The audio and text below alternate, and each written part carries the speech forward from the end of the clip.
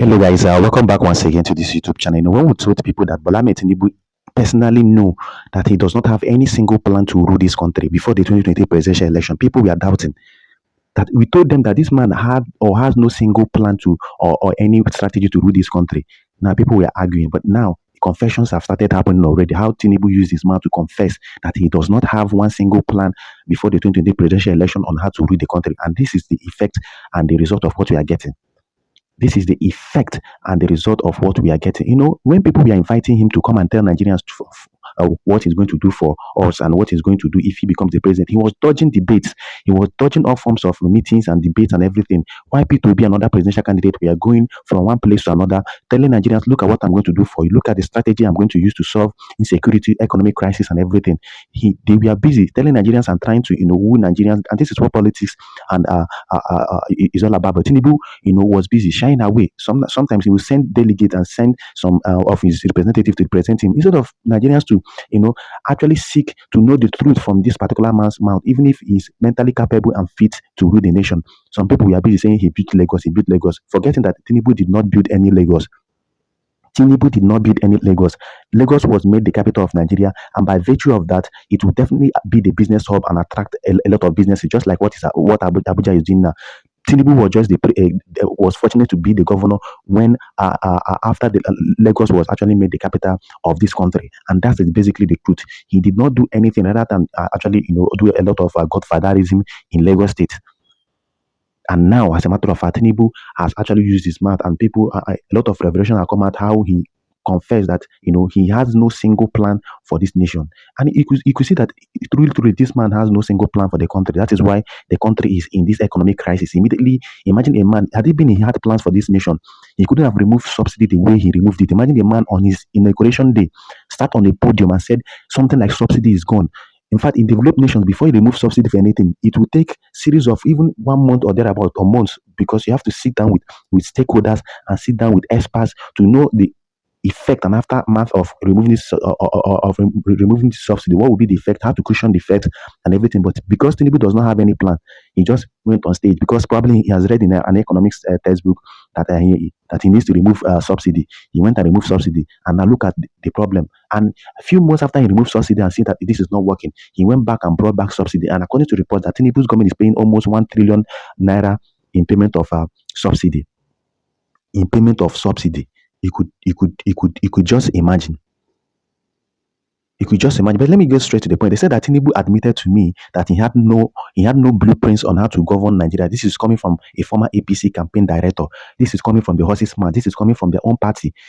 An APC person is saying this, that Tinubu confirmed to him or to her that that he had no blueprints on how to govern the country. And when he was busy making all sorts of careless utterances, I will recruit 50 million youths, Abado and Cassava, people thought that he was joking. People never knew that this is true. This man has no manifesto. This man has no plan. Remember, this same person was the APC chairman, APC national leader throughout Buhari's tenure. Had it been he had a single plan on how to solve issues, he could have offered some to Buhari, but he watched Buhari plunge this country into economic hardship because he himself has nothing. And he said it himself that he's going to start from where Buhari stopped, and people, gullible Nigerians, went and voted for him. But let me just show you what this particular APC person said. He said, a former campaign director of All Progressive Congress Presidential Campaign Council, the name of this person is Hajia Najatu Mohammed, has claimed President Bola Ahmed Tinubu told her he did not have any plans on how to rule Nigeria before the 2023 general elections. They said Mrs. Mohammed said this while explaining what led to her resignation from the ruling party before the election on a live program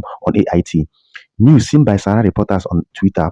She noted that one of their meetings in London prior to the polls, President Tinubu told her that the blueprints for his rule of the country would be drafted after the election, which made her question the president's competency.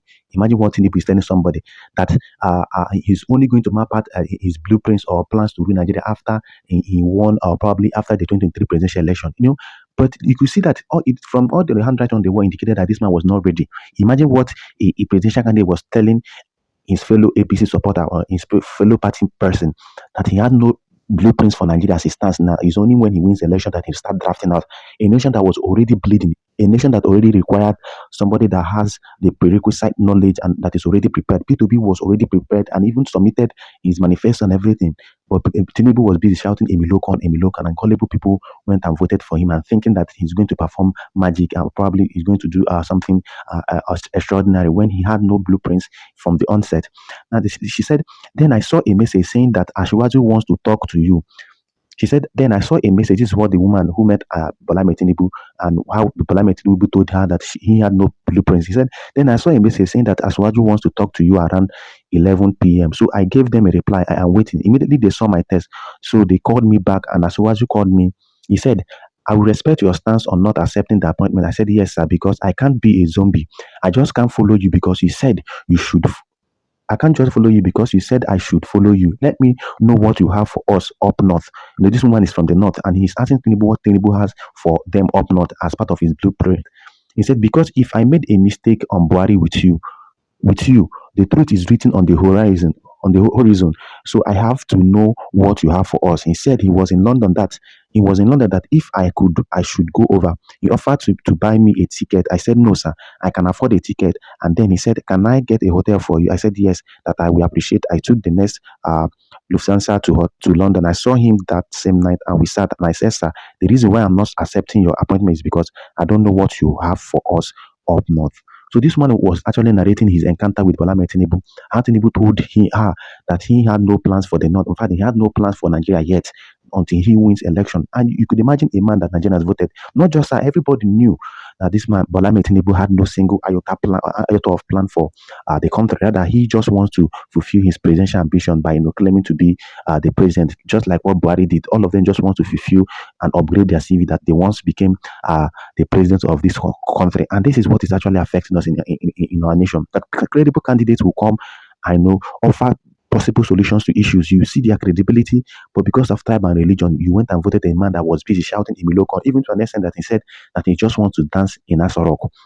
He just wants to dance. They were asking him politically, even when he went to Chatham House to, speak about his manifesto and everything. When he was being asked questions, he relegated and delegated the questions to people, to Erufai, to Beta Edu, even before he became the so-called president.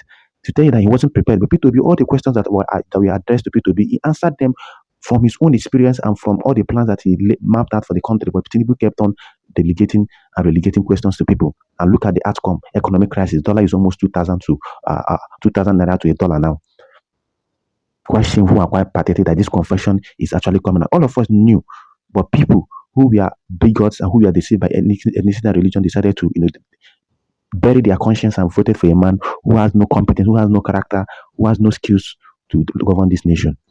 Well, all I guys drop a comment in the comment section. Tell me what you think about this recent confession.